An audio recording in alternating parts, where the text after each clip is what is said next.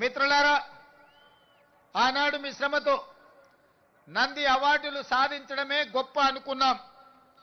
కానీ మీ శ్రమ వల్ల హైదరాబాదు నగరంలో విస్తరించిన తెలుగు సినీ పరిశ్రమ నంది అవార్డులు కాదు, ప్రపంచంలోనే గొప్ప అవార్డైన ఆస్కార్ అవార్డులకి ఈరోజు గుర్తింపు పొందింది. అంటే ఆ శ్రమలో డైరెక్టర్లు, నటులే కాదు, దాని వెనుక నిరంతర శ్రమ ఉన్న ఈ కార్మికుల యొక్క శ్రమ ఉన్నది.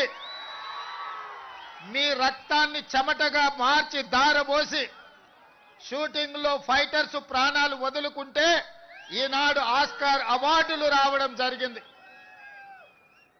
ఈనాడు తెర మీద మీరు కనిపించరు, 2.5 గంటలు తెర మీద కనిపించే రంగుల రాట్నం, దాని వెనకాల ఉన్న మీ కన్నీటి చరిత్ర ఉన్నది. ఆ విజయం వెనకాల కార్మికుల యొక్క శ్రమ ఉన్నది. ఈనాడు మహిళా కార్మికులు కూడా తమ జీవితాన్ని, సర్వాన్ని త్యాగం చేసి ఈనాడు సినీ పరిశ్రమను నిలబెట్టడానికి ప్రయత్నాలు చేస్తున్నారు.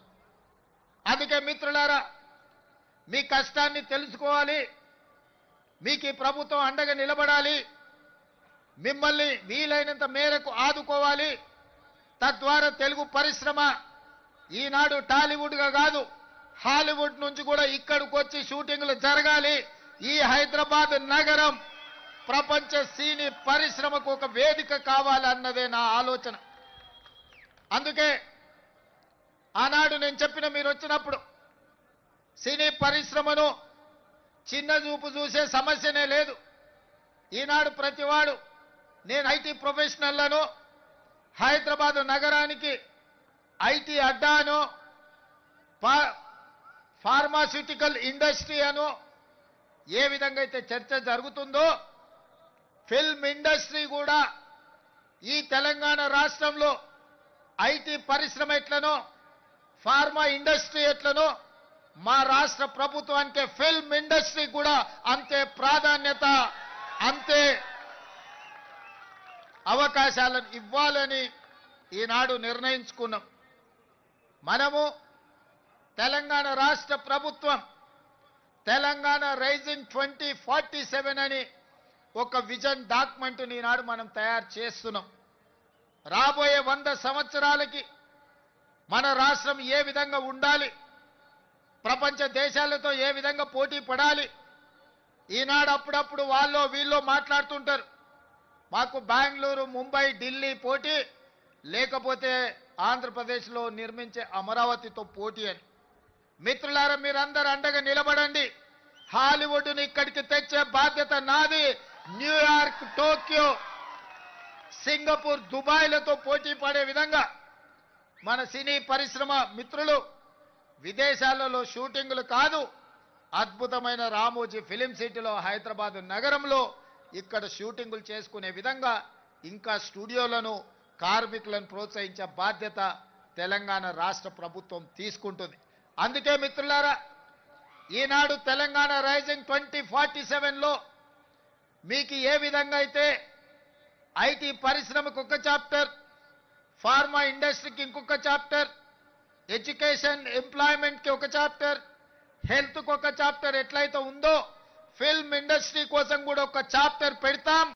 ఫిల్మ్ ఇండస్ట్రీని అభివృద్ధి చేసి ఈనాడు కొత్తగా మనం నిర్మించుకోబోయే శంషాబాద్ ఎయిర్పోర్ట్ కూతవేటు దూరంలో 30,000 ఎకరాలలో భారత్ ఫ్యూచర్ సిటీని నిర్మించుకోబోతున్నాం. మనం ఏ విధంగా అయితే హైదరాబాద్లో చిత్రపురి కాలనీ, ఫిలిం నగర్, కృష్ణానగర్ వెలిసినాయో, ఖచ్చితంగా మీకందరికి భారత్ ఫ్యూచర్ సిటీలో మీ పాత్రను మీకు అవసరమైన అన్ని విధాలుగా ఆదుకొని అక్కడ మీరు ఉండే విధంగా చర్యలు చేపడతానని చెప్పి ఈ సందర్భంగా మీకు అందరికీ తెలియజేస్తున్నా.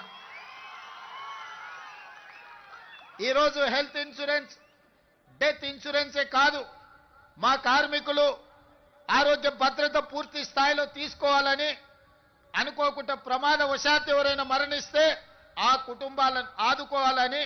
ఇదే కాదు, నేను ఈ వేదిక మీద నుంచి మా అధికారులకు సూచన ఆదేశాలు ఇస్తున్నా.